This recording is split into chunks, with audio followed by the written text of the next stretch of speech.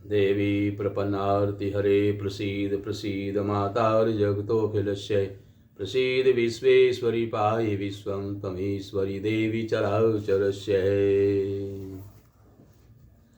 आप श्रीमद् देवी महाभागवत पुराण को श्रवण कर रहे हैं।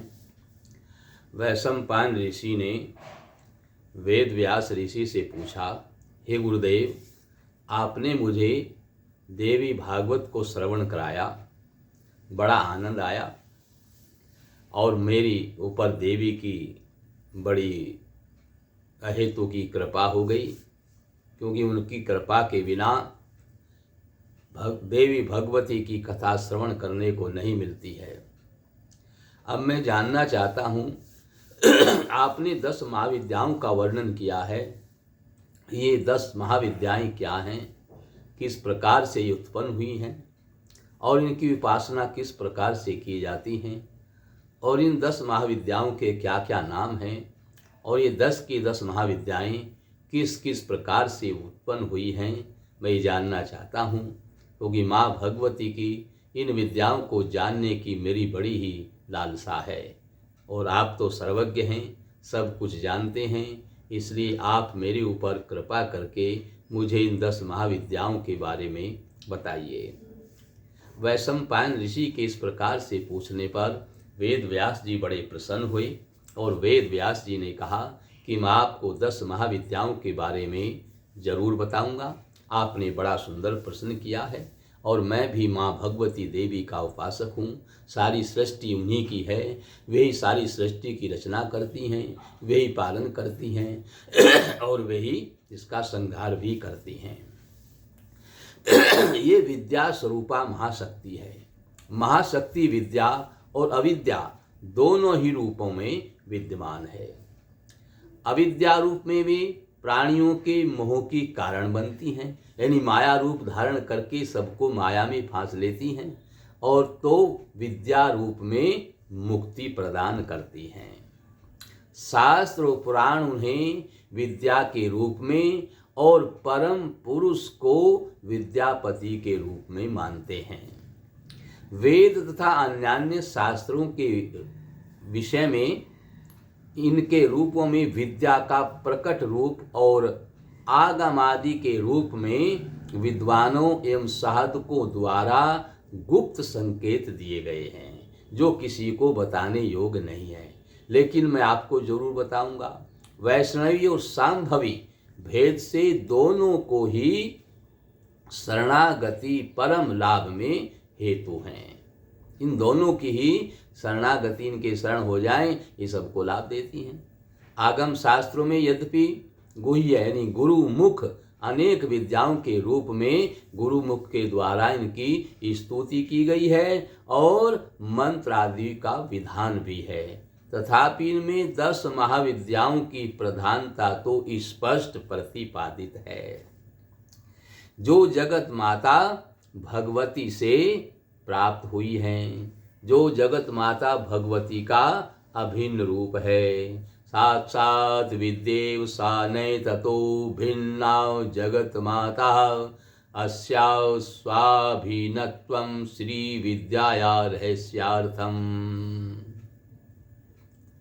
महाविद्याओं का प्रादुर्भाव कैसे हुआ, ये कैसे प्रकट हुई? 10 महाविद्याओं का जो संबंध है वो परंपरातः सती शिवा और पार्वती से है। वे ही अन्यत्र नवदुर्गा, शक्ति, चामुंडा, विष्णु प्रिया आदि नामों से पूजित होती हैं। देवी महाभागवत में कथा आती है कि दक्ष प्रजापति ने अपने यज्ञ में शिव जी को निमंत्रण नहीं दिया। सती ने शिव से पिता के यज्ञ में जाने की अनुमति मांगी। शिव ने इसको अनुचित बता करके शिवाग्नि पार्वती को यानी सती को वहां जाने से रोक दिया, पर सती अपने निश्चय पर अटल रही। उसने कहा, मैं प्रजापति के यज्ञ में अवश्य जाऊंगी, या तो वहां यज्ञ में आपको भाग दिलवाऊंगी, क्योंकि उस यज्ञ में प्रजापति दक्ष ने शिवजी को भाग नहीं दिया था। तो सती ने कहा मैं जरूर जाऊंगी, या तो अपने पिता के यानी दक्ष प्रजापति के यज्ञ में आपको भाग दिलवाऊंगी, और भाग नहीं दिया तो फिर मैं वहीं पर शरीर का त्याग करूंगी, उस यज्ञ को ही नष्ट कर दूंगी। या तो आपको भाग मिलेगा, जिस यज्ञ में शिव जी को भाग नहीं मिलेगा मैं उस यज्ञ को नष्ट कर दूंगी, उस यज्ञ का कोई अस्तित्व नहीं रहेगा, उस यज्ञ से कोई फल प्राप्त नहीं होगा। इसलिए शिव जी का भाग अनिवार्य है। और शिव जी का भाग क्या है? आपने जो यज्ञ में सामान मंगवाया है वो ज्यादा होना चाहिए। यज्ञ होने के बाद जो सामान बचता है वो शिव जी का भाग होता है, शिव जी को स्वतः प्राप्त हो जाता है।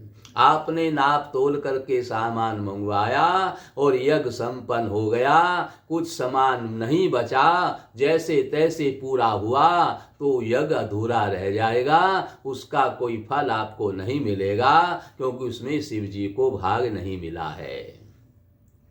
मां भगवती प्रसन्न नहीं हुई है।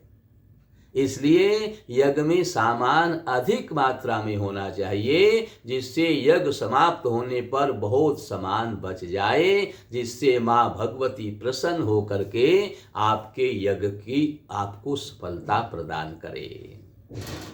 इसलिए सती ने कहा कि मैं वहां जरूर जाऊंगी, और शिव जी के रोकने पर भी वो तैयार हो गई, और क्रोध उसको आ गया।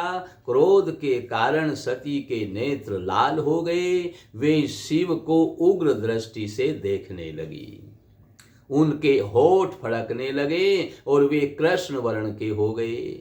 उस समय महामाया का विग्रह प्रचंड तेज से तमतमा रहा था, शरीर वृद्धावस्था को प्राप्त हो गया था, और केश राशि बिखर गई थी। 4 भुजाओं से सुशोभित वे महादेवी पराक्रम की वर्षा करती सी प्रतीत हो रही थी।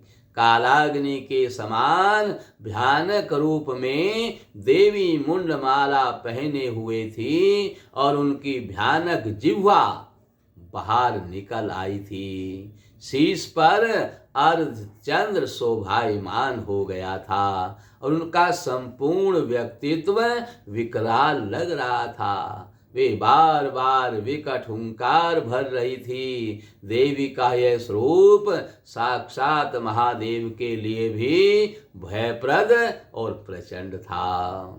उस समय उनका श्री विग्रह करोड़ों मध्याह्न के सूर्यों के समान तेज से संपन्न था, और वे बार बार अट्टहास कर रही थी। उस समय देवी के इस विकराल महाभयानक स्वरूप को देख करके शिव जी भागे, आगे आगे भागने लगे। भागते हुए रुद्र को जब इस देवी ने देखा तो ये 10 रूपों में प्रकट हो गई। क्यों 10 रूपों में क्यों प्रकट हुई? क्योंकि दिशाएं 10 होती हैं। जिस दिशा में शिव जी भागेंगे उसी दिशा में उनको रोकने के लिए ये 10 रूपों में प्रकट हो गई, जिन्हें 10 महाविद्या कहा गया है। देवी की स्वरूपा शक्तियां ही 10 महाविद्याएं हैं, जिनके नाम हैं काली, तारा, छिन्नमस्ता, धूमावती, बगुलामुखी, कमला, त्रिपुर भैरवी, भुवनेश्वरी, त्रिपुर सुंदरी और मातंगी। ये 10 महाविद्याएं हैं। शिव ने सती से इन 10 महाविद्याओं का परिचय पूछा। जब शिव जी को चारों ओर से रोक दिया, कहीं जा नहीं सकते, कोई रास्ता नहीं है, तो शिव जी ने हाथ जोड़ करके इन देवी से इन 10 महाविद्याओं का परिचय पूछा। तो भगवती सती ने शिव जी को इन 10 महाविद्याओं का परिचय बताया।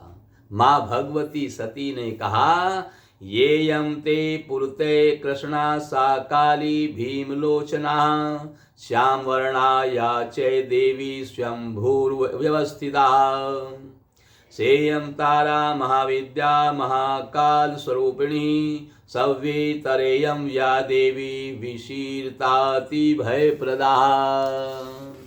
सती ने कहा, इयं देवी छिन्नमस्ता महाविद्या महामते, वामे त्वयं या देवी या शंभो भुवनेश्वरी, पृष्ठस्त्वं या देवी बगला शत्रुदासूदनी,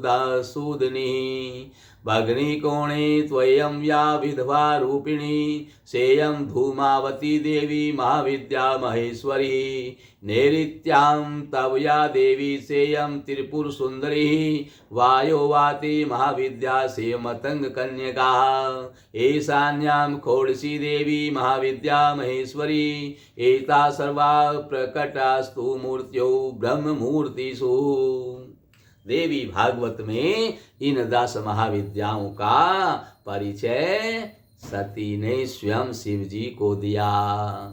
सती ने कहा, हे शंभो, आपके सम्मुख जो यह कृष्ण वर्णा एवं भयंकर नेत्रों वाली स्थित है, ये काली हैं। जो श्याम वर्ण वाली देवी स्वयं उधर भाग में स्थित है, ये महाकाल स्वरूपिणी महाविद्या तारा है। महामते, बाईं ओर जो अत्यंत भयदानी मस्तक रहित देवी है, ये महाविद्या छिन्नमस्ता हैं। और हे शंभो, आपके वाम भाग में जो देवी है, ये भुवनेश्वरी हैं। और आपके पृष्ठ भाग में जो देवी है, वे शत्रु संहारिणी बगलामुखी हैं। आपके अग्निकोण में ये जो विधवा के समान विधवा के रूप में दिखाई देने वाली देवी है, ये महेश्वरी महाविद्या भुवनेश्वरी हैं। और आपके ये जो महाविद्या विधवा के रूप में आपको दिखाई दे रही हैं, और जो आपके अग्नि कोण में विराजमान हैं, ये महाविद्या धूमावती हैं। और आपके नृत्य कोण में जो देवी हैं, वे त्रिपुर सुंदरी हैं। आपके वायव्य कोण में जो देवी हैं, वे मतंग कन्या मातंगी हैं। आपके ईशान कोण में माहेश्वरी महाविद्या खोड़सी देवी है। हे शंभो, मैं भयंकर रूप वाली भैरवी हूँ, आप भय मत करो। ये सभी मूर्तियां बहुत सी मूर्तियों में प्रकट हैं। महाभागवत के इस आख्यान से प्रतीत होता है कि महाकाली ही मूल रूपा मुख्य है, और उन्हीं के उग्र और सौम्य 2 रूपों में अनेक रूप धारण करने वाली ये 10 महाविद्या हैं। दूसरे शब्दों में महाकाली के 10 प्रधान रूपों को ही 10 महाविद्या कहा गया है। सर्व विद्यापति शिव की शक्तियां ये 10 महाविद्याएं लोक और शास्त्र में अनेक रूपों में पूजित हुई हैं, पर इनके 10 रूप प्रमुख हो गए। यही महाविद्याएं साधकों की परम धन हैं, जो सिद्ध होकर अनंत सिद्धियों और अनंत साक्षात्कार कराने में समर्थ हैं। महाविद्याओं के क्रम भेद तो प्राप्त होते हैं, पर काली की प्राथमिकता सर्वत्र देखी जाती है। यों भी दार्शनिक दृष्टि से काल तत्व की प्रधानता सर्वोपरि है। इसलिए मूलतः महाकाली या काली अनेक रूपों में विद्याओं की आदि हैं, और उनकी विद्यामय विभूतियां महाविद्याएं हैं। ऐसा लगता है कि महाकाल की प्रियतमा काली अपने दक्षिण और वाम रूपों में 10 महाविद्याओं के रूप में विख्यात हुई हैं, और उनके विकराल तथा सौम्य रूप ही विभिन्न नामों के रूपों के साथ 10 महाविद्याओं के रूप में अनादि काल से चले आ रहे हैं। ये रूप अपनी उपासना, मंत्र और दीक्षाओं के भेद से अनेक होते हुए भी मूलतः एक हैं। अधिकार भेद से अलग अलग रूप और उपासना स्वरूप प्रचलित हैं। प्रकाश और विमर्श शिव सकत्यात्मक तत्व का अखिल विस्तार और लय सब कुछ शक्ति का ही लीला विलास है। जहां भी चारों ओर देखते हैं ये दो भास, जैसे दो भासती अमावस्या और पूर्णिमा दो दिखाई देती हैं, लेकिन ये दोनों एक ही हैं, एक दूसरे के कारण परिणामी हैं। वैसे ही 10 महाविद्याओं के रौद्र और सौम्य इनके भयंकर रूप भी हैं, और सौम्य यानी सुंदर लगने वाले रूप भी हैं। और काली, तारा, छिन्नमस्ता, बगला, धूमावती विद्या स्वरूप भगवती के प्रकट कठोर किंतु वह प्रकट कारण रूप हैं। तो भुवनेश्वरी, खोड़सी, त्रिपुर भैरवी, मातंगी और कमला विद्याओं के सौम्य रूप हैं। यानी इन 10 महाविद्याओं के जो काली, तारा, छिन्नमस्ता, बगला, धूमावती ये रुद्र रूप हैं, और इन्हीं के भुवनेश्वरी, खोड़सी, त्रिपुर भैरवी, मातंगी और कमला ये सौम्य रूप हैं। इन 10 में भी 5 रुद्र रूप हैं और 5 सौम्य रूप हैं। इस प्रकार से यद्यपि 10 महाविद्याओं का स्वरूप अचिंत्य है, तथापि शाखा चंद्र न्याय से उपासक स्मृतियां और प्रारंभा के चरणानुगामी इस विषय में कुछ निर्वचन अवश्य कर लेते हैं। इस दृष्टि से काली तत्वतः प्रथम है, क्योंकि जब भगवती को क्रोध आया, भगवान शिव ने इनको जाने नहीं दिया, तो सबसे पहले उन्होंने काली का ही रूप धारण किया।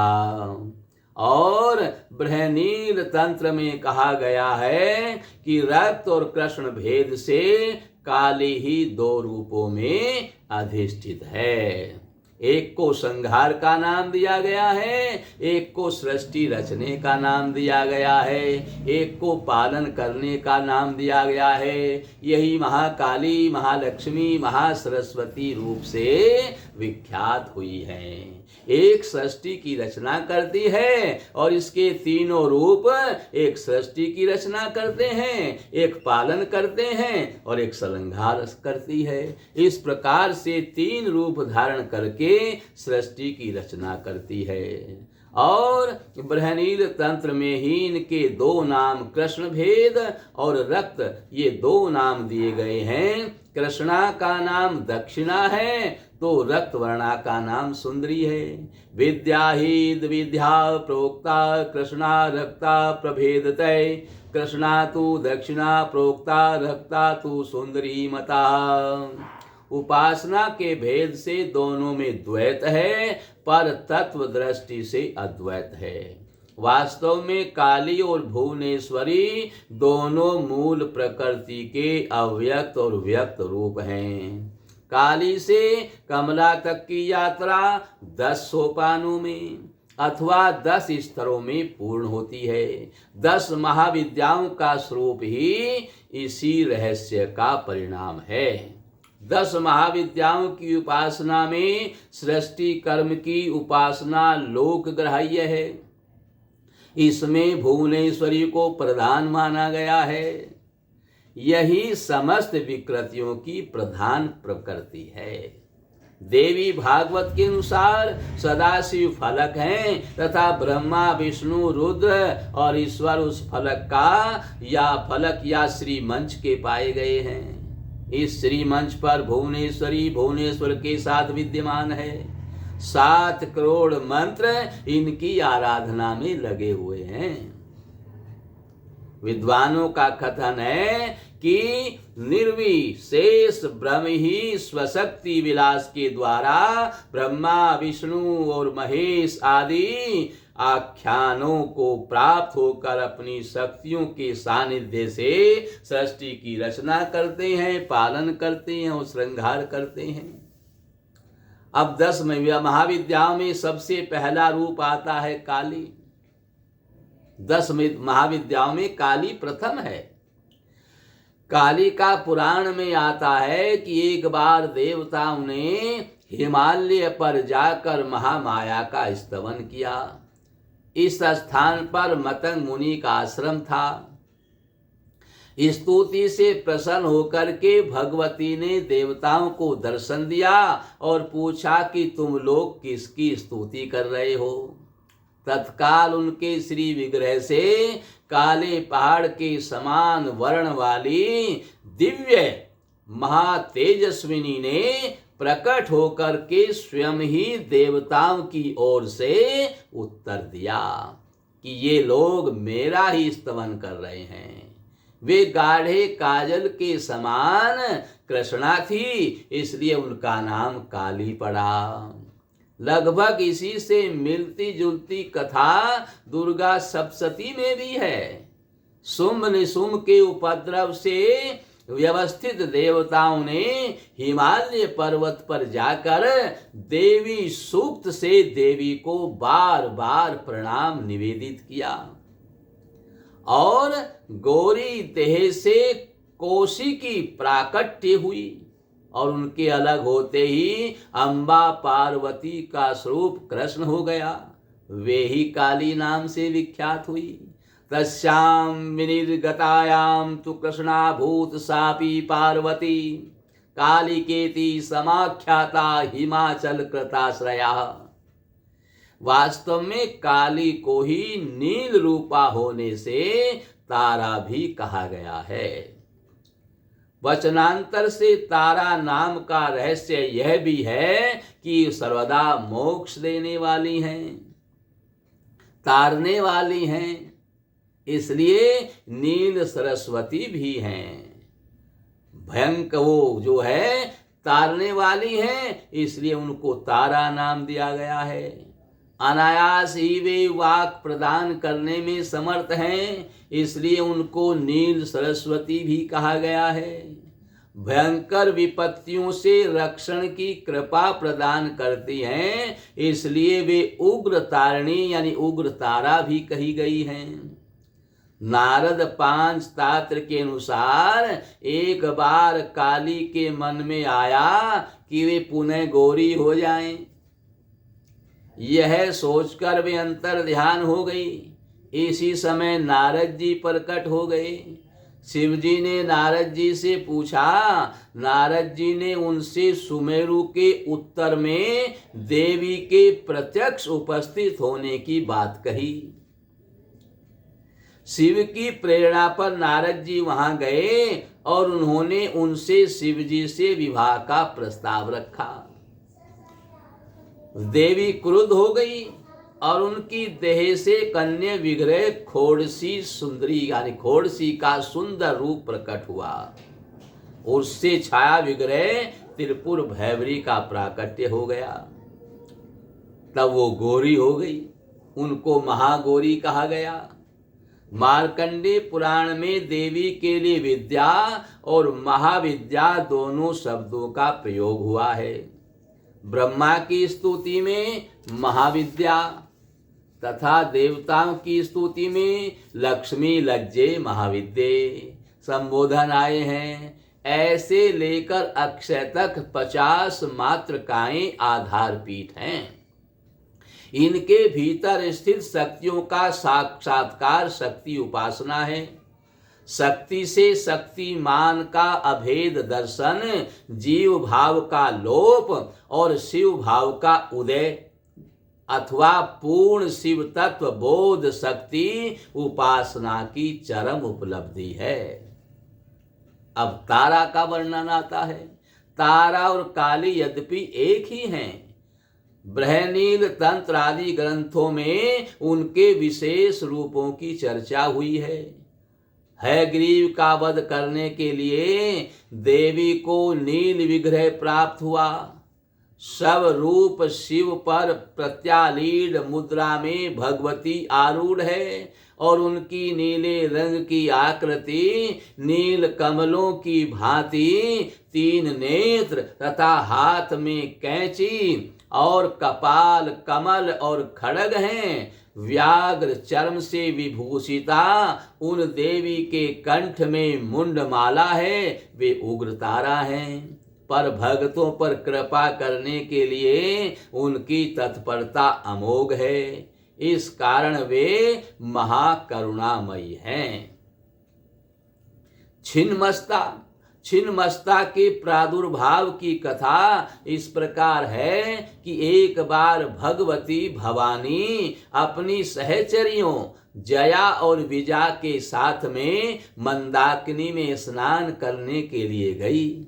वहां स्नान करने पर क्षुद्राग्नि से पीड़ित होकर, भूख से पीड़ित होकर वे कृष्ण वर्ण की हो गई।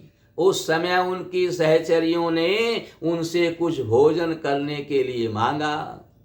उस समय भगवती ने उनको प्रतीक्षा करने के लिए कहा। थोड़ी देर प्रतीक्षा करने के बाद दोनों सहचरियों ने फिर भोजन मांगा। देवी ने पुनः प्रतीक्षा के लिए कहा तो उन दोनों सहचरियों ने विनम्र स्वर में कहा, माँ तो शिशुओं को भूख लगने पर तुरंत भोजन देती हैं। इस प्रकार उनके मधुर वचन सुनकर कृष्णमयी ने अपने कराग्र से अपना सिर काट दिया। कटा हुआ सिर देवी के बाएं हाथ में आ गिरा और कबंध से 3 धाराएं खून की निकली। उनमें से 2 धाराएं अपनी दोनों सहेलियों की ओर प्रवाहित होने लगी, जिसे पीती हुई वे दोनों बड़ी प्रसन्न हुई। और तीसरी धारा जो ऊपर की ओर प्रवाहित थी उसे वे स्वयं पान करने लगी। तभी से ये छिन्नमस्ता कही जाने लगी। इस प्रकार से आपको शक्ति के स्वरूप को बताया गया है और 10 महाविद्याओं में छिन्नमस्ता का तक आपको बताया गया है। कल आपको बगला, धूमावती, त्रिपुर सुंदरी आदि विद्याओं के बारे में बताया जाएगा, किस प्रकार से इनकी उत्पत्ति हुई है। इस प्रकार से वैशंपायन ऋषि को बता करके वेद व्यास जी बड़े प्रसन्न हुए, उनको आनंद आ गया और वैशंपायन ऋषि भी गदगद हो गए, उनके शरीर में रोमांच हो गया। बार बार चरणों में प्रणाम किया और कहा, गुरुदेव आपने मेरा कल्याण कर दिया और आपके सिवा और कोई मेरा कल्याण करने वाला नहीं था। इस प्रकार से इन 10 महाविद्याओं को जो श्रवण करता है, वेद व्यास जी कहते हैं, उसको सब प्रकार की सिद्धियां प्राप्त होने लगती हैं और वह देवी का परम प्रेमी होकर के देवी के धाम को प्राप्त होता है। बोल सच्चे दरबार